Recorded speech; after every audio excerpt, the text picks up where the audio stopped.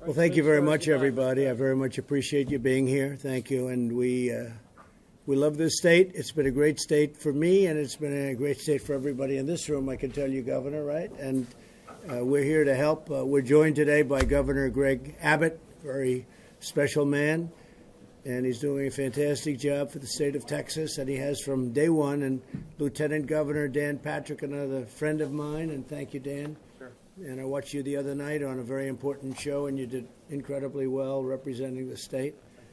And State Attorney General Ken Paxton, where he's a very aggressive Attorney General, and that's what we like. And you've got some very big ones, including the mail-in ballots, right? Unsolicited, I call them the unsolicited mail-in ballots, where people are sitting home and they just get hit with mail-in ballots all over the place. Good way to put it. Well, I hope you're going to be successful. I think it's actually a very important case, not only here, but for the whole country. So I know you're really on top. I think we have about 18 of those cases throughout the country. In Pennsylvania we have, and North Carolina. We have a lot of them. So let's see. But you're one of the great leaders. Thank you very much, Ken. I appreciate it. A man who's really been there when we need him, and he's been incredible for Texas, and he's been my friend, Ted Cruz. Thank you.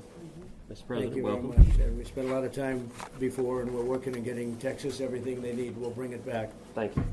Congressman Brian Babin. Brian, thank you very much. Sure. A warrior and a really terrific guy. And Randy, where's Randy? Randy, thank you. Randy Weber, Congressman.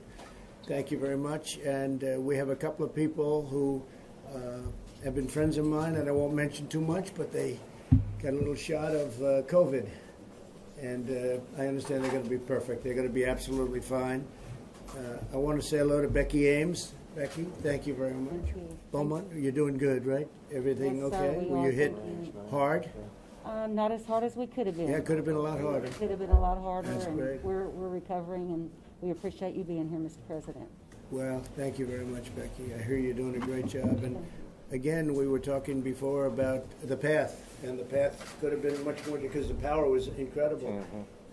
Louisiana took a very, very hard hit, but even Louisiana, if it was over just a little bit further, it would have been a record-setting hit because the power was record-setting. It was at 185 and 175.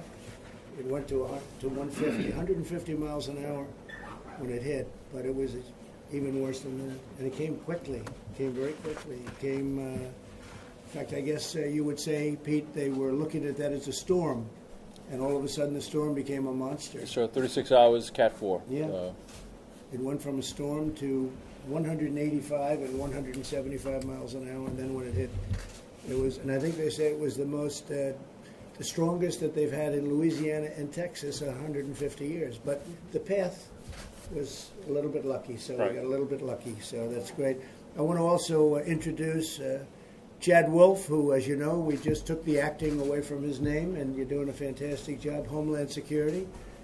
And hopefully Ted will be pushing that very hard, and we'll get him through quickly because he's done a fantastic job. Sir. Thank you very much, Chad. He'll get confirmed. He'll do it, all right? Yeah, we'll get it done. Good. If he says it, that means that's a good sign. That's a good sign. And FEMA Administrator Pete Gaynor, who's been doing this with me for a long time, and we haven't had a loss yet. We haven't had a loser. I'll tell you, we do it good, and we do it fast, and we get you back up.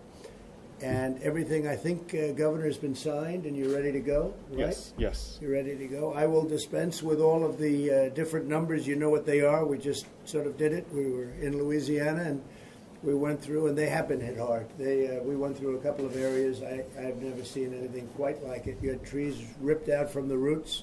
You had pine trees that were broken in half. Not even from, and you just don't see that kind of power. So we went through something that was pretty bad. I don't think you got anything like that, and that's good.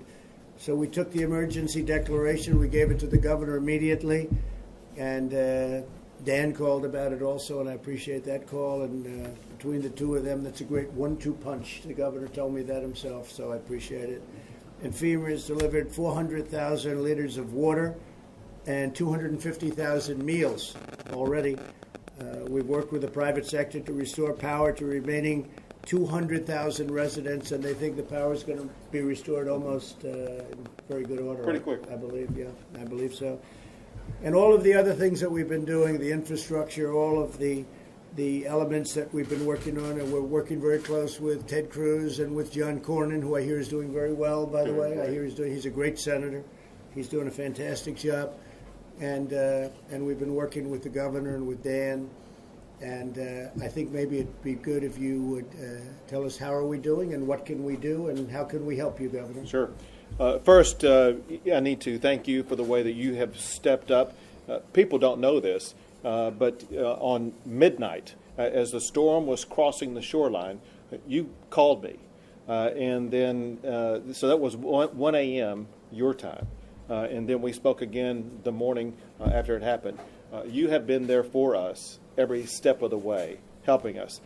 Never have I seen such a swift response to our request as we have received from Administrator Gaynor. We cannot thank you enough. I call him, and it's like he knows in advance I'm going to be calling him. And so he just says yes immediately. And so of all the storms I've been through, which, as you know, has been a lot, Right. I've never received a swifter response from the administration. And so on behalf of everybody in this room and everybody across the state of Texas, we want to say thank you. I want to thank the local officials, Judge Gatia, in whose county we're in right now. We appreciate you and your leadership, the members of Congress, Becky, and the other mayors in the region. We appreciate everything you do, and of course, Nim Kidd. If I could share some details, I know you cover the details in Louisiana. Just real quick, I have declared a disaster in 62 counties, and the president has similarly declared a disaster in each of those counties. So on behalf of all of those 62 counties, we all say thank you, Mr. President, for that. Right now, our areas of focus are on power, water, points of distribution, safe return of evacuees, and damage assessment. On power and water restoration, peak power outages exceeded 350,000 locations across 35 counties. Current outages as of 9 a.m. this morning are about 120,000 locations in 23 counties, meaning that emergency repair crews have quickly restored more than 230 of those power outage incidents. For drinking water assessments, 111 of 171 drinking water system assessments have been completed. 84 are operational, 26 systems are under boiled water notice. In addition to things like that, we have 19 points of distribution set up in the impacted region that are providing things like water, ice, MREs, while their power and water systems remain inoperable. There were over 10,000 evacuees that are in shelters throughout the state and approximately 3,300 hotel rooms. Of the shelter residents, the Texas Division of Emergency Management under Nim Kidd is tracking more than 2,200 shelter residents who are from Louisiana. Very important is that more than 10,000 of those evacuees were in what's called non-congregate settings. What that means is they were in hotel rooms typically. That is so important because we had to respond to Hurricane Laura while also responding to COVID-19. And the best setting for someone who's an evacuee from a hurricane is not in a large congregate setting, but in separate settings to prevent the spread of COVID-19. We succeeded in getting through Hurricane Hannah without the spread of COVID-19. I believe we will succeed in getting through Hurricane Laura without spreading COVID-19. A total of 808 residents were returned on 43 buses, with more missions scheduled for today, and 160 state buses are ready to assist the ongoing repopulation efforts. Let's see. That's about it. We continue to assess damages throughout the region. We are on top of this because of the swift and effective leadership of Chief Nim Kidd, but we are better capable and swifter in responding to this hurricane because of the way you and your administration so swiftly stepped up and helped out the people of Texas. Well, thank you very much, Governor. Doing a great job in every way. In fact, I noticed your COVID, you say COVID-19, many different names. At least 20 different names, right? But you call it COVID-19, that's okay with me, at least for today. Generally, I call it something else. But you're doing very well in that. You're coming down very rapidly, Texas, and so is Florida, and so is Arizona has been incredible. It's down to its lowest numbers. So it's really doing well. So that's part of this, and I like what you're doing with respect to keeping people separated during this problem with the hurricane. Great job. Sure. Really great job. Thank you very much. Sure, thank you. Thanks, Greg. Ted, please. Well, Mr. President, we appreciate your being down in Texas once again. And let me say something that I just told the FEMA administrator a few minutes ago, which is that the consistent report I've gotten from the governor, I've gotten from local officials, state officials, is the responsiveness of the administration throughout this hurricane has been extraordinary. In many ways, we had a blessing with this hurricane in that it could have been much, much worse. There was significant damage from this hurricane, but compared to what we've seen in the past, Texas could have gotten hit much worse. We obviously grieve that our neighbors in Louisiana took the brunt of this storm. And just as Louisiana stepped up and helped Texas, particularly with Hurricane Harvey, but other hurricanes as well, we're now stepping up to help our neighbors in Louisiana who are really suffering. But one of the things that's really impressive also is just the level of coordination. Mayor Ames and I were laughing about how we've got an inadvertent and unfortunate expertise right now in that Texas has been through some major, major disasters. And what we see consistently is a degree of interaction between the city officials, the county officials, the state officials, the federal officials, where you don't get bickering, you don't get turf jockeying, you just get everyone working together. And as these disasters have come, you have reached out repeatedly. I still remember talking with you when Hurricane Harvey was in the Gulf, and I was in the Lucchese factory in El Paso. That's right. And you said then, and it was the case then and the case now, you said everything Texas needs, the federal government, the resources will be there, and thank you for that leadership. It's important, and it's a testament here to the strength and expertise of the Texans at this table working with the federal government that we minimize the damage as much as possible with a very dangerous storm. Great job. Thank you very much. Dan, please.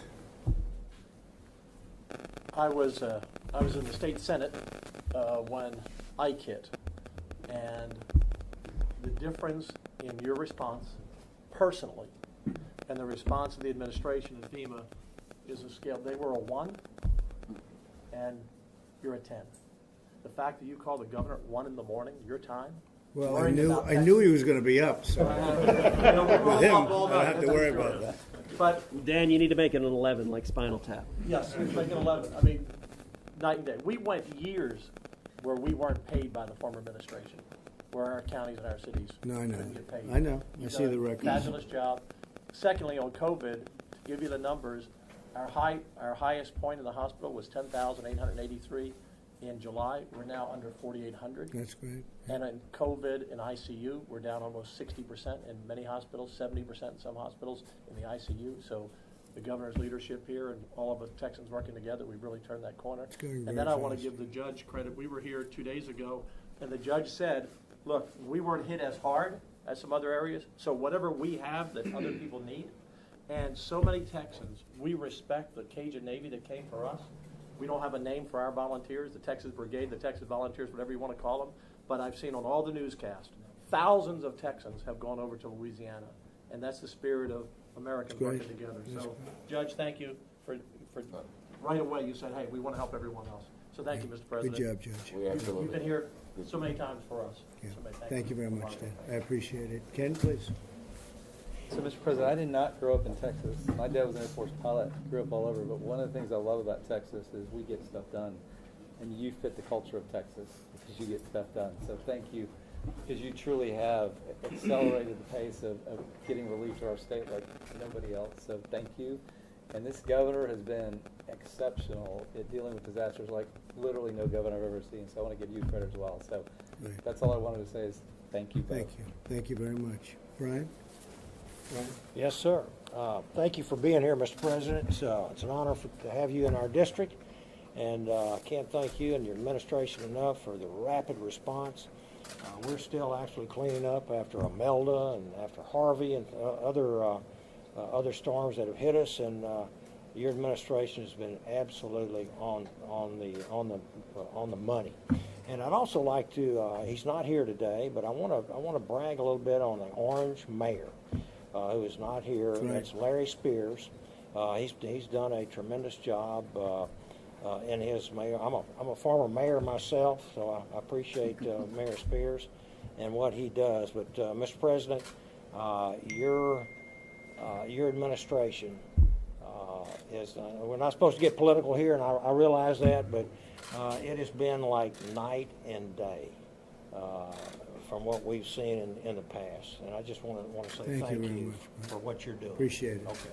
And say hello to the mayor. He'll be fine, I know. I Just will. tell him to get well. I also want to say one quick thing for Chad Wolf. I met your daddy yesterday, and I don't know if did you grow up in Orange at all? I did not. I grew up north of Dallas. That's right. He told me that. But anyway, He's right back there.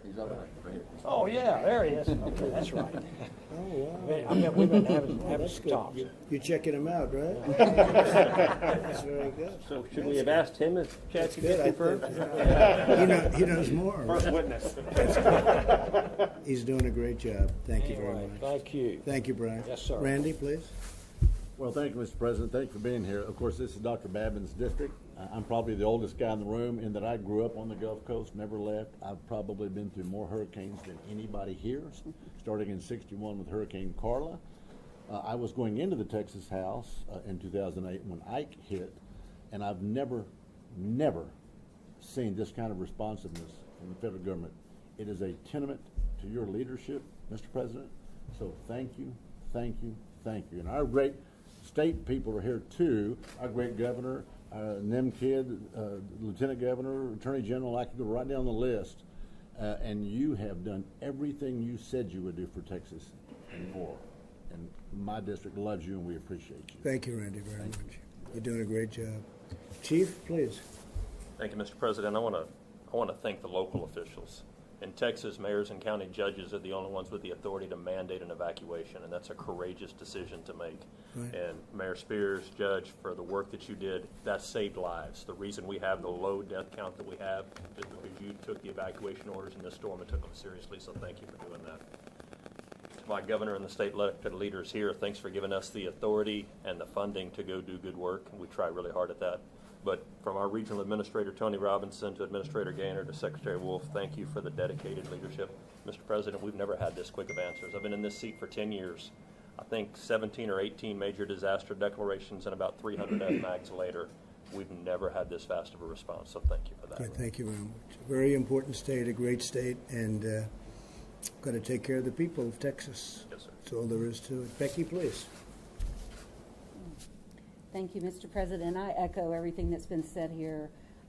It's been unbelievable. I was elected mayor in 2007, and 4 months later we had Umberto, and then shortly after Ike, and I went through Harvey and Imelda. We have had 26 federal declarations since 1953, and 19 of them have been since I was elected mayor in '07. So I've gotten to know all of the people at this table very, very well, and the local officials work very close together, and with the state and Governor Abbott and our Senate and our Congress have been just unbelievable. And I just thank you for coming. It means a lot to us, and it means a lot to the people who live here to see that our president would take the time to come and say hello to us. So Thank you very much. we appreciate You're doing a it. great job. Thank you, Becky, very Thank you much. so much. Judge, I want to thank you very much. Are you here? Just the job you do is incredible, and I can see the passion you have for it. So it's really great. We appreciate it. Well, thank you. It's fantastic. I cannot tell you how much we appreciate you coming. And the governor's been here multiple times, and everybody involved. We have a great concern for our community. We have a great concern for Texas. We have a great concern for Louisiana. We're going to do what we can do to help them. But a couple people for sure that, and I hate to single people out, but for sure, Chief Kidd, thank you. And the response that you and the governor's office has had in answering the phone calls, because there's been many all the way through COVID down to this. I'm kind of like Mayor Becky Ames. I've been in office 4 years. This is disaster number 6 for me. So it's we're getting good at something we really don't want to be good at, but we're going to be good at it, and we're going to get it taken care of. But when we come to one of the biggest things we're looking at now, other than the storm itself, was what was caused by that, and that was some of our getting our energy back up and getting our power back up. And we have someone in the building today who is the president and CEO of Entergy Texas, and their team, Sally Rayner, and their team is in here in force and getting this power and stuff restored as quickly as possible, so that our citizens that are on their way home can have power as quickly as possible to get back to repairing their homes. And so there's so many people that do so much for Texas. One of the big projects we have, and I want to recognize General Beck with the Army Corps of Engineers. We've been working for a project. I know the governor and Senator Cruz, Senator Cornyn's not here, but everybody's involved with it, which is the Coastal Spine Levee Project, 26 miles of that, which will be, well, it's made huge progress in the last 3 weeks. The state and the General Land Office has helped fund Orange County's share of that portion of it, and because of that, we're able to move forward with the Corps and working at the next legislative session to continue that in the deal. But that is huge for us. Do you think it'll work? I It's love the Army Corps. It's absolutely going to work. They happen to be building our wall. Just so Yeah, exactly. They're doing a very good job. Yeah. 10 miles a day. We're up to 300 miles. It's going good. How is that working? Sir, are you asking the wall? No, the wall I know. The wall is good. The levee. Sir, that's another one. Call it the levee. Sir, so within Orange, we're excited. As the judge said, we have the ability now with this. We're moving forward with design. It'll end up with about 25 miles of wall, different types of wall. It'll also end up with about 7 pump stations and about 30 gates. So that'll stop the water from pouring in? So we're confident that it will, and also not only in Orange, but with 2 neighboring communities in Port Arthur and Freeport, it's going to create a system. Those 2 communities have walls. We're going to continue to develop and improve those walls, and collectively those 3 projects are going to improve the protection on over 100,000 residences in this community, critical infrastructure, and also critical energy sector infrastructure. And so what is your timing on that? Sir, we're starting the design right now with Orange. Right now we're looking at all 3 of those projects being complete between 2025 and 2027. So we're moving forward. And what makes them impressive, and the judge is a great partner in this, is we're doing this with the local communities. We're doing this with the state. This is a partnership from top to bottom, allowing us to develop something that not only will withstand, as you said, the storms, but also allow the communities to take care of these projects and the residents behind them in the future. What do you think the cost will be of the So entire right now, project? with the Bipartisan Budget Act of 2018, we got $4 billion to move these 3 projects forward. So we have that funding in hand and are moving forward. Also, as part of that act, we received additional funds to study the remainder of the Gulf Coast. So we're working hard. We've got a study that we're going to publish an interim report on in the near future, within the next month. It looks at Houston, it looks at Galveston, it looks at Bolivar Peninsula. Is that part of the original approval, Houston? Sir, that is part of when we got the Bipartisan Budget Act, that study was part of that. Good, okay, good. So, It Mr. was, President, what Congress... You know, the governor Ted called me, he said, could you do me a favor, just one more favor, that's all I want, it's very small. I said, how much, Governor? He said, it's not much, $10 billion. I said, $10 billion. But he said that would really do something with respect to this tremendous flooding every time you have a hurricane. And so your phase 1 is what we're talking about, but you could do something, and that'll also take care of the Houston area? Right. So Congress has already directed $3.8 billion, and that was with strong bipartisan support and Good. your support. Yeah, and yeah. so that's beginning construction of the coastal spine, but we're also studying the continued expansion to complete it, and obviously a lot of families and homes and a lot of businesses and energy infrastructure is all along the Gulf Coast. And as it well. will work, right? Yes, sir. We're not going to build it and we're going to say, oops, it sprung a leak, and that's the end of that. It's a big project, but it will work, right? Yes, sir. Okay, if you guys do it, it's going to work. Mr. President, we're very From law excited. I'm sorry. enforcement down on the other side, and you've done a fantastic job. You have anything to say? Yes, sir, I would like to, Please. Mr. President. Appreciate you being here. My community appreciates it. Thank you for what you do for our country. We really appreciate that.